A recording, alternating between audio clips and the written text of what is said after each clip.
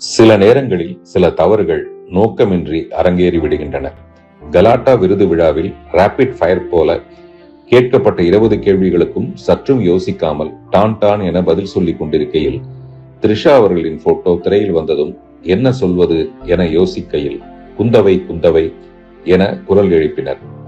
உடனே வார்த்தை ஜாலமாக மட்டுமே குந்தவையை வீட்டிலேயே குந்த வைக்கவும் பிரச்சனை வராமல் இருக்க என கூற அரங்கமே கைதட்டியது, பெரும்பாலும் விஜய் ரசிகர்கள்.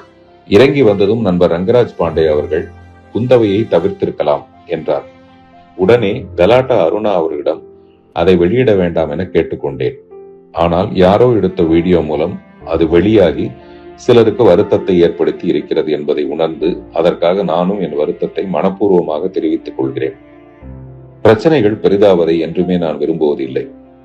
நான் கல்லூரிகளுக்கு செல்லும் போது கூட பெண் சுதந்திரம் பற்றியே பேசுகிறேன். ஆண் பெண் பாகுபாடு ஏதுமின்றி அனைவரும் தேவையற்ற கட்டுப்பாடுகளை விவாகரத்து செய்துவிட்டு சுதந்திரத்தை கைப்பிடித்து சந்தோஷமாக வாழ வேண்டும் என்று நினைப்பவன் நான்.